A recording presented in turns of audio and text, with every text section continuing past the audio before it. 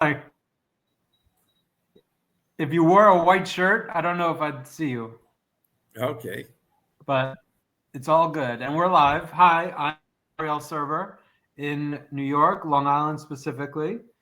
I'm an advisor for businesses and entrepreneurs and the whole ecosystem here in New York, specifically with a lot of the companies that come from Israel that are here growing and building.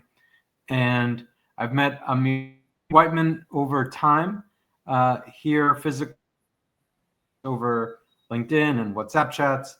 And he's a VC investor, and I want him to introduce himself, give a little background, and we'll get on with the talk. Thanks. Thank you, Ariel, for your time. Thank you, everybody, to join us today. So I'm Amit Weitmann. I'm the managing partner and the managing general partner of the Champel Capital Fund. So a few words about myself. I was born in Israel, but I grew up in Switzerland, in Geneva, hence my French accent. I've been back in Israel for over almost 27 years now. And I've been working in VC since 2017. That is 8 years now.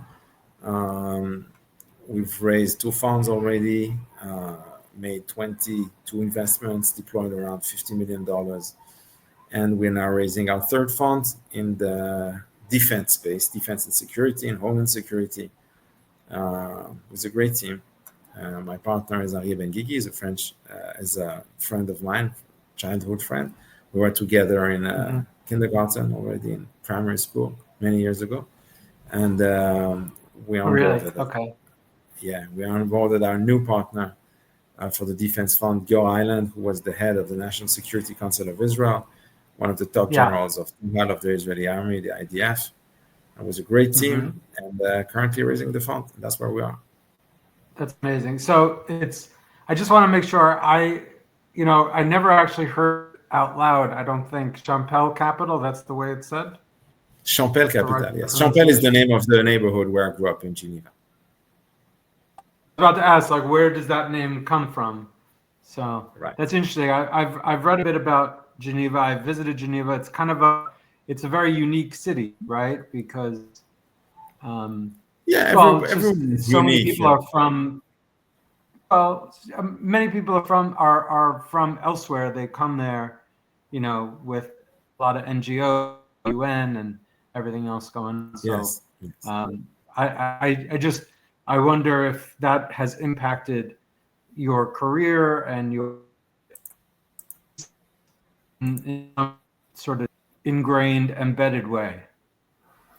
Yeah, of course. First of all, I grew up there. I spent 20 years there, so I'm from there. You can't, change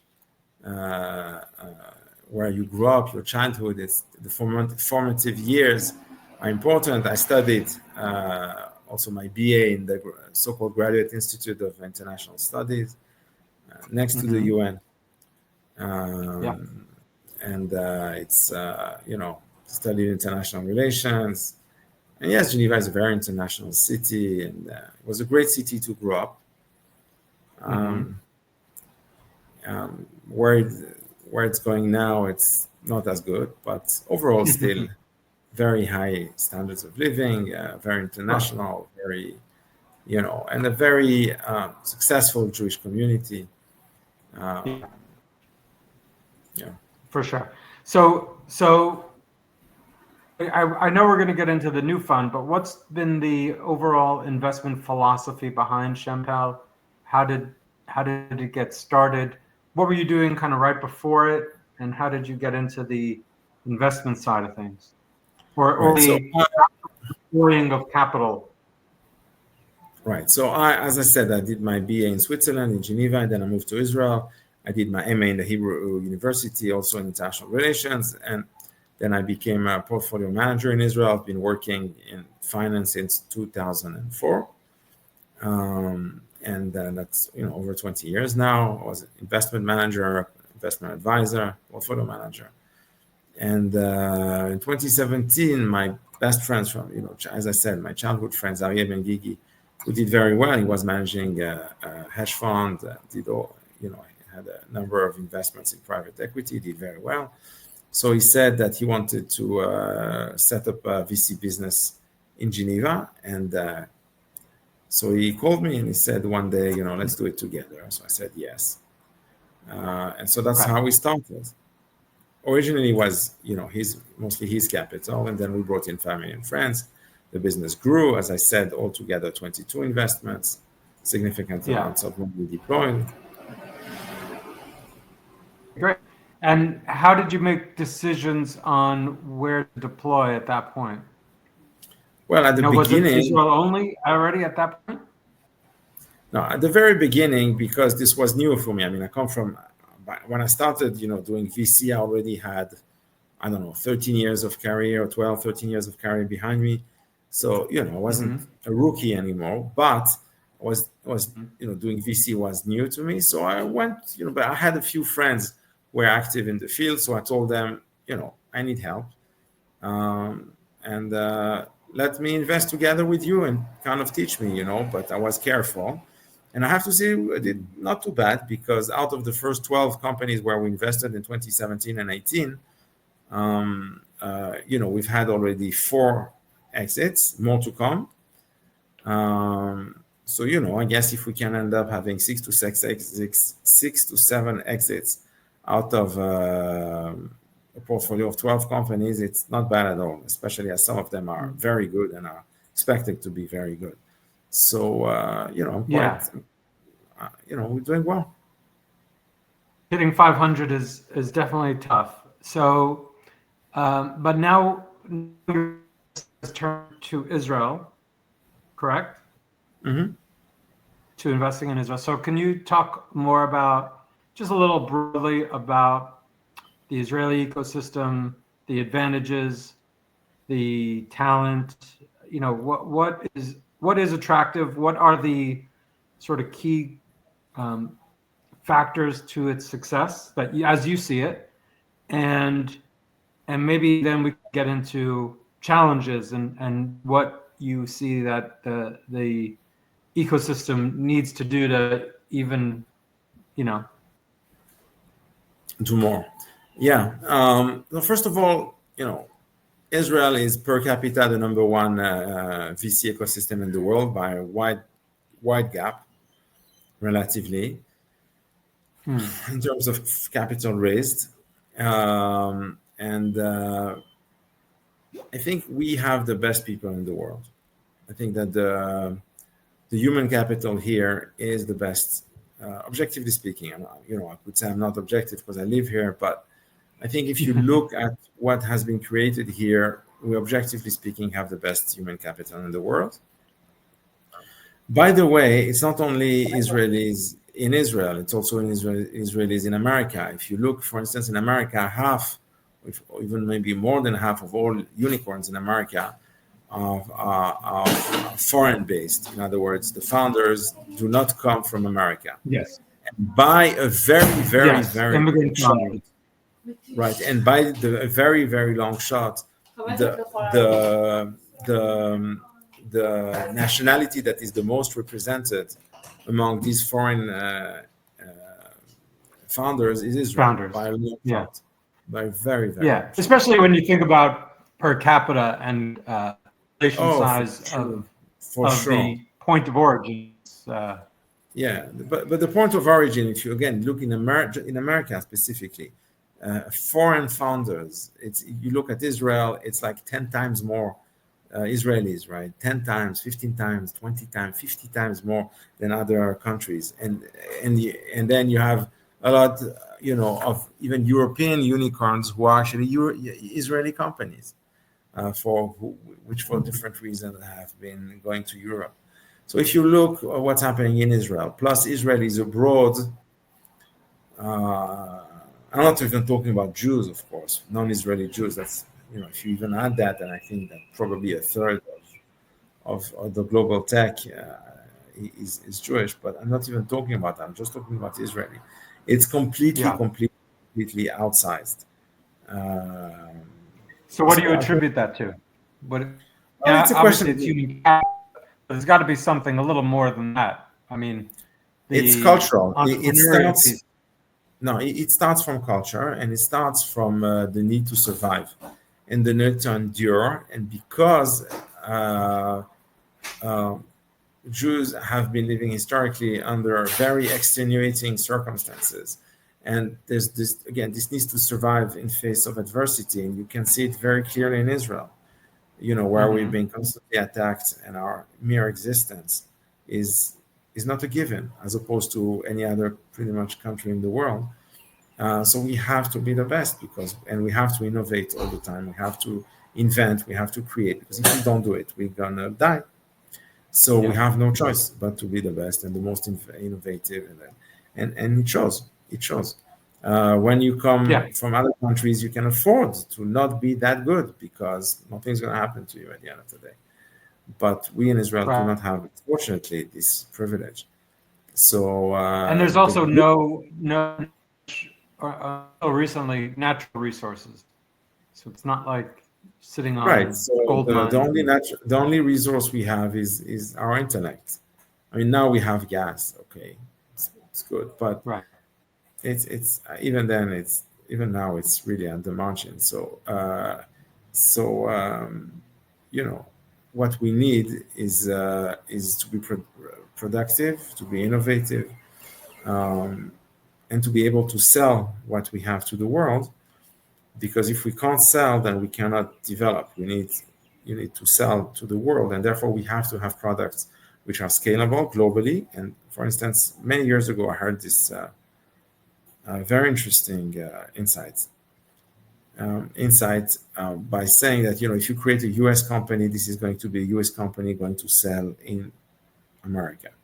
If you're going to create this, I don't know, French or German company, whatever, this European company, then it's going to be a German company, which is going to sell mostly in Europe. If you're going to create the same in China, it's going to be really a Chinese company selling in China, etc. But in Israel, you do not have a local market to speak of. You have a very small local market.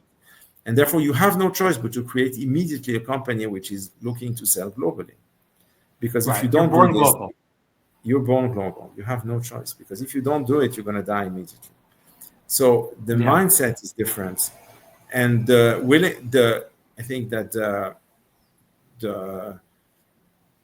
the fact the motivation is higher, the work ethic is crazy. People work nonstop, and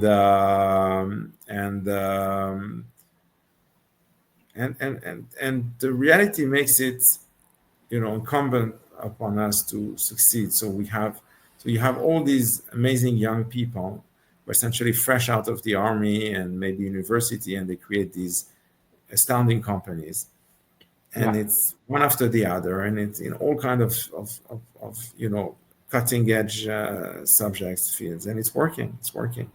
Now, could we do better and more? Of course we should, and we could do much better, and there are plenty of challenges.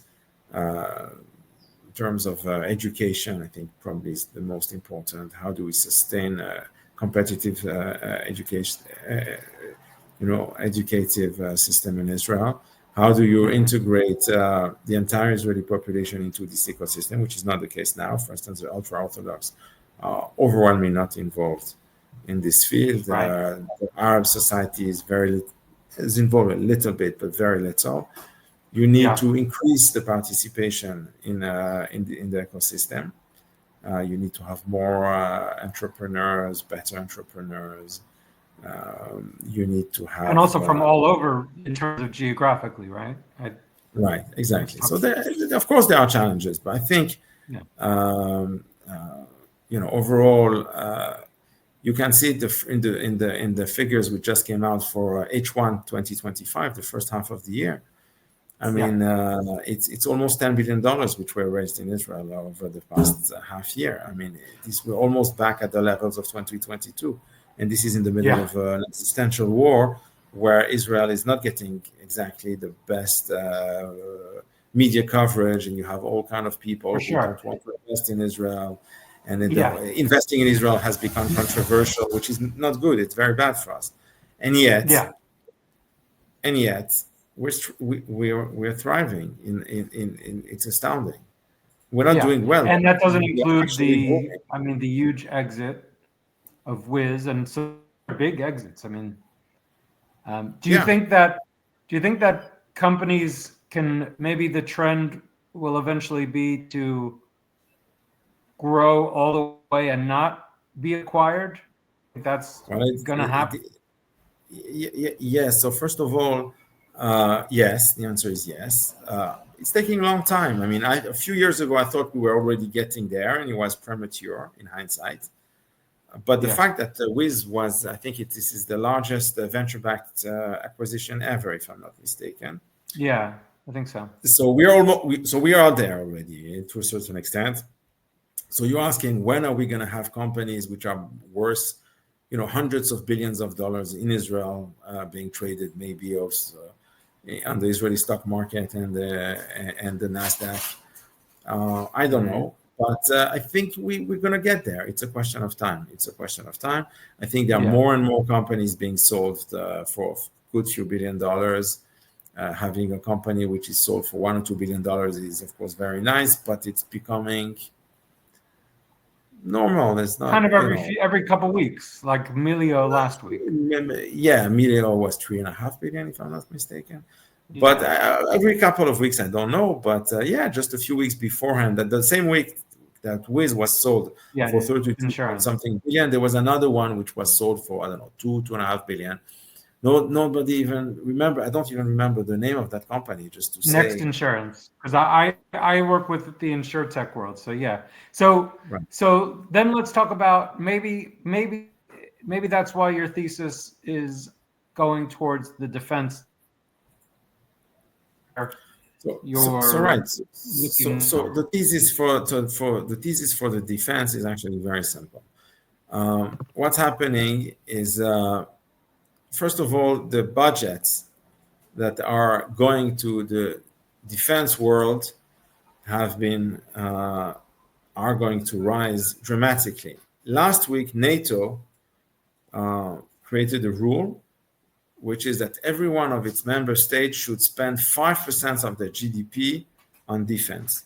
Now we're back to the levels of the Cold War, which is astounding. And it's this huge Yeah. hike as opposed to their current budget. That's the first point. Second point is that the US, and we see that the policy of President Trump, the US, is essentially stopping to behave like a sugar daddy for the Europeans. And essentially, Hmm. the US has essentially told the Europeans, listen, guys, we like you and everything, but you need to man up. You need to be responsible adults. You have to spend money and to pay for your own defense. You cannot be reliant again on the United States. You have to be responsible, which is, by the way, the right message. And lo and behold, there's war in Europe with Russia and Ukraine. People in Europe Hmm. are starting to be scared from Putin and Russia. And on the other hand, they don't have the U.S. security umbrella anymore. So they're going to have to spend money, and they're going to spend much more money than they've been doing in recent years. But the thing is, where is this money going to go to? So the answer is they don't have what to spend it on. Why? Because there are no soldiers anymore. Almost Hmm. no European country, with the exception of Finland and maybe a couple of others, and Poland and another couple. Uh, no European country has got compulsory military service anymore, which means that the European armies have been reduced to very, very small armies. For instance, the English army, which used to be at some point one of the largest in Europe and in the world, has got 70,000 soldiers. That's tiny. That's tiny. Uh, Yeah. it's tiny. And the thing is, okay, let's say now that the budgets are going to increase, great. And let's say that they buy or they build, I don't know, boats. Who's going to, you need to have people to be on a boat, Hmm. to actually use the boat. And they don't have Hmm. the soldiers. The fleet, the Royal Navy, and especially, the Navy, it's a sensitive stuff. And in England. It's traditionally the Royal Navy used to be for hundreds of years the most important and the largest navy, war fleet in the world. Now they have a tiny fleet, and they don't have enough soldiers to actually make this fleet, even this small fleet, relevant. They just can't use all their boats because they don't have enough soldiers. So the question is, how do you bridge at least part of this gap? And the answer is there's only one answer, and it's technology. So you're going to have, so actually the amount of money pouring into military technologies is going to be even higher than people think, because there's not going to be any choice. The budgets have got to be spent, otherwise they're going to be cut the following years. You know how government bureaucracies work. They have no other choice but to actually spend this money. And then on what are they going to spend it? On technology. So you're going to have huge amounts of money in this industry over the next few years. And we are here to take advantage of this situation in this as investors, because you have to go where the money is flowing. Yeah, and the money is going to flow to where the technology is best in class. Yes. So can you talk some more about the ideas or what you've seen, or whatever you can talk about, obviously, and also the bringing on General Island. Am I saying it right? Giora Island, yes. Giora Island. So can you talk about, because obviously people, hiring people, putting them in the right place is obviously important. So what's his role going to entail, and what are you all going to be sort of the pieces of that puzzle? Is it about finding the best companies and talent? You're not a studio, right? So you're just, when a company is starting, I guess the company among VCs must be first to find the best companies and to of course. So 100%. So first of all, Giora Island is going, General Giora Island is going to be in the GP, in the general partner. So he's a full partner. He's going to be, of course, involved in every single investment decision. We have put together a very, very strong team beyond this, including Kobi Shabtai, the former head of the Israeli police, Nicoletta Della Valle, the former head of the Swiss police, Yoav Areven, who was the previous CEO of Rafael, the largest Israeli defense company for over 8 years, etc. So we have, I think, a very strong team. Yeah, of course, the idea is to find companies which are going to have the ability to sell as much as possible with as larger gross margin as possible, to be able to make as much money as possible as fast as possible. That's in that respect, there's nothing special in that. But again, we're making the case that defense, homeland security are very, very important fields and industries now and over the next few years. This is going to be huge and growing markets. And I think the case for Israel is clear. Again, we are the only, and it's sad, right? It's not a situation that I would want to be in, but it is the situation where we are. And so Israel is a country where there's fortunately pretty much constant fighting and war. So we have some of the best entrepreneurs in the world, and these people have got first-hand experience of combat. Yeah, they're in the field. They are in the field, and this is unique. Not even in America they have that, because entrepreneurs in America typically are not going to the army. So how many entrepreneurs in America? They're going to Stanford and exactly. So how many of these entrepreneurs? They are great entrepreneurs, of course, in the US, but how many of these guys have been to the army? I mean, a bunch, probably a handful, but not so many. Maybe. So Maybe. You have you have a very unique case in Israel where everybody goes to the army, and all of these guys, among the pool of entrepreneurs, they have been facing real life combat. So they know what are the problems and what technologies are needed on the on the field to be able to solve these problems and create value for the Western world, really, because this is what we're talking about against its potential enemies. Yeah. And how do you see, I guess, your roles, the other GPs and other folks on your team as adding value to the portfolio companies, or Right, of existing course. So or new? yeah, no, 100%. So first of all, we know we've got investment experience. So it's not only about technology; it's about market. It's about experience. It's about being able to judge the founders, the entrepreneurs.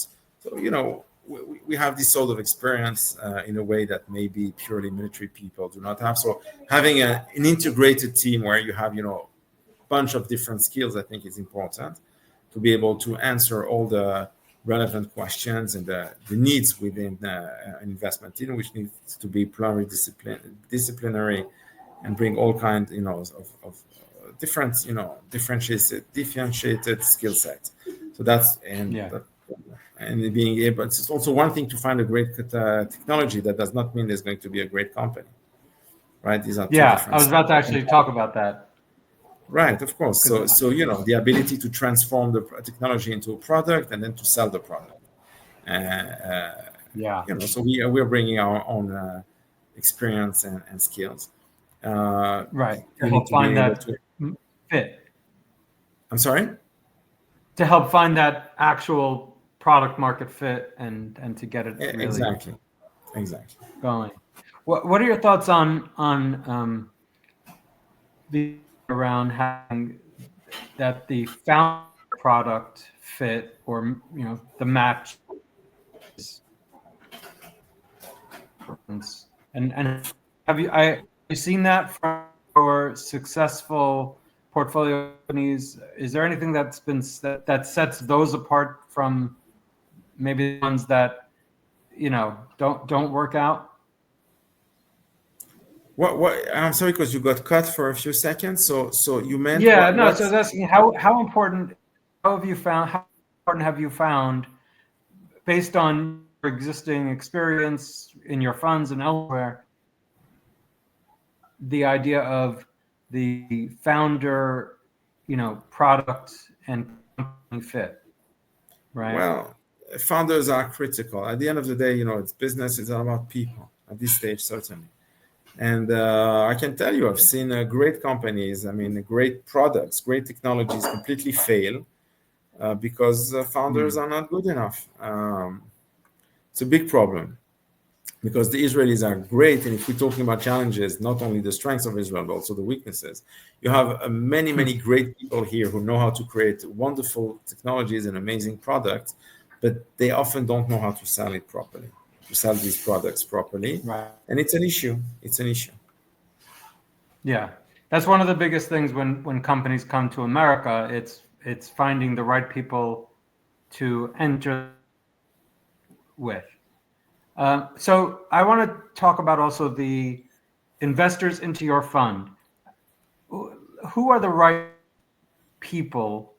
Is it people with experience within the defense industry, so they can add value potentially, or what are you, or if you because you don't want to, you're just like a founder in a way. You don't want to just take a check from anybody, right? Well, it depends. I mean, be any. It really depends how much money we're going to be raising in the end. Um, and it depends, if we need more money, then there's no reason to say no to money, if Sure. somebody, I mean, of course, so long as it's legal, kosher, no, of course. But if it is, Yeah. there's no real reason to say no. But beyond that, of course, yes, we would like and we are happy to have LPs with relevant experience who can involve themselves and help in the decision-making process in certain cases, but probably more in helping companies develop. And we've done that in the past for some of our companies in our portfolio through our network. We've helped them, acquire new clients, secure investments. these are very Yeah. significant. Or let's say find a board member or just something like that where it's Yeah, helping in any way. So yes, so we appreciate having a diversified set of investors, of limited partners, of LPs, because yeah, everyone can bring beyond the money. Can bring Everyone can bring his own value. Different Yeah, network, more absolutely. money, co-investments, human resources, helping do from sales and marketing, opening markets. There are plenty of ways to help companies. But I think also you also have to be conscious of the limitations of investors. Investors, first of all, their most important goal is to be investors. In other words, to bring money Hmm. and to help give good guidance. But at the end of the day, you cannot micromanage the companies. They have to do it. And if the founders themselves, the leaders of the companies, are not good for any reason, and it happens, then there's very little you can do unless they, at the end of the day, understand that themselves they're not so good, and so they're willing to let somebody else take the wheel. Yeah. But that's, But there's a lot of ego yes, there for sure. right. And So it's it's also emotional because it's like their product a is their baby. baby. And Yes. So it's 100%. So I've faced yeah. situations like that. It's unpleasant, frankly. You have to be sometimes a babysitter, sometimes a psychologist. They're all kind. It's not Yeah. always easy, but Right. It's all of the above. this is the best bunch in the world. You have to realize these founders are, as a group, there are some of the most amazing people that who are working on planet Earth. Yeah.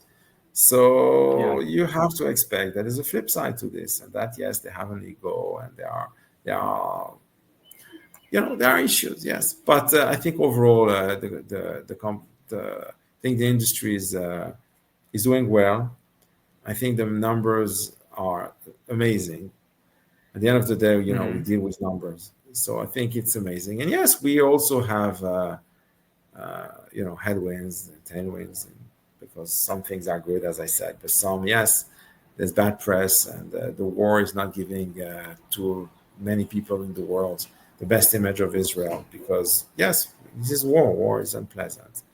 So Yeah. but we have to do what we have to do. But there's a price to that to be paid. There's a cost, and so nothing is easy. But I think overall, Israel has shown extraordinary resilience to the current situation, and we are Yes. emerging victorious. And I think victory is the best marketing tool, especially if we're talking about defense and homeland security and security and everything we deal with. But not only, I think Yeah. people see the strengths of Israel and of the Israeli ecosystem and technologies coming out of this country, and they want to join success, because that's human beings, good normal human Yeah. beings. They want to join success, which is good, and we're successful. Right. So And people, then success breeds success, right? yes, Just like mitzvah, avera gorer avera, and that's kind 100%. of That's how it goes. That is how it goes.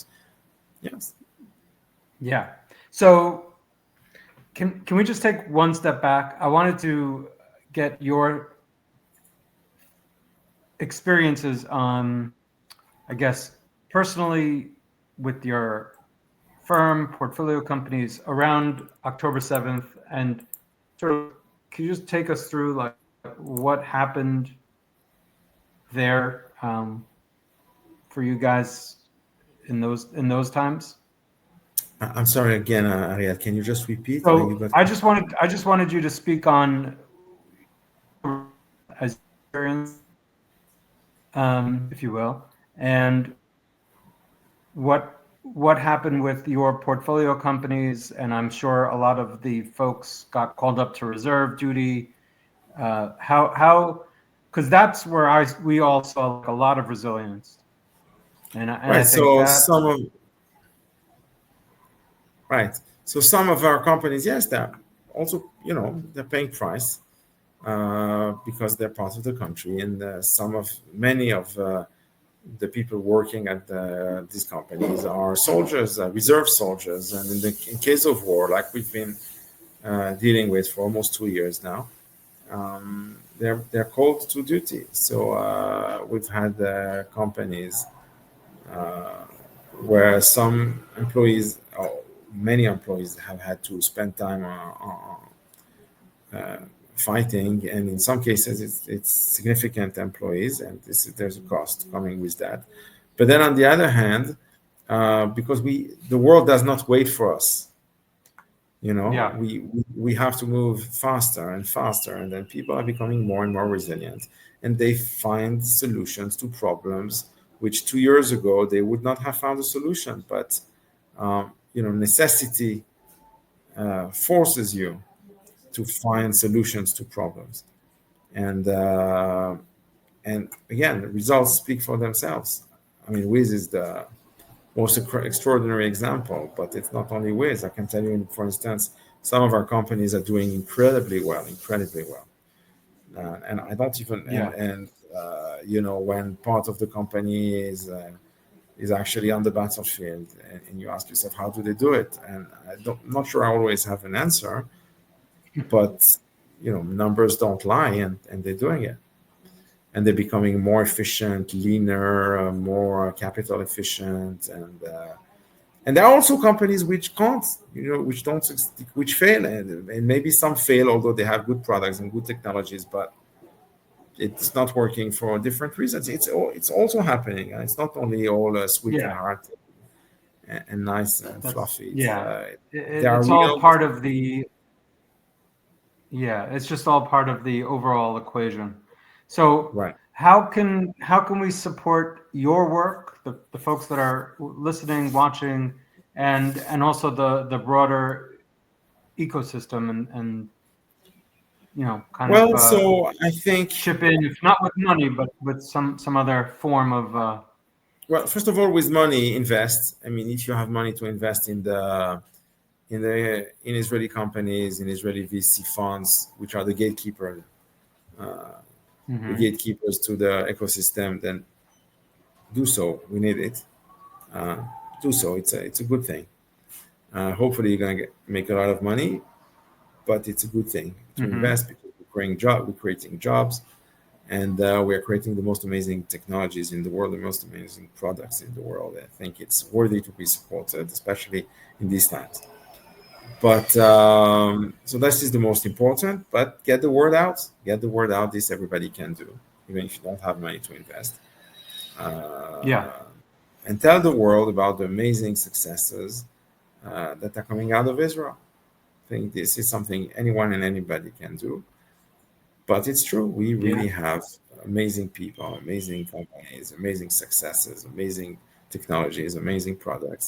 Use them and get the word out. Yeah. And people And don't of sometimes course, don't even realize the incredible number of products and services that have some kind of either background or um, whether on the surface or deep embedded in what they're using, what some iPhone thing or some other thing oh, that anything has today, pretty much anything today, anything and everything.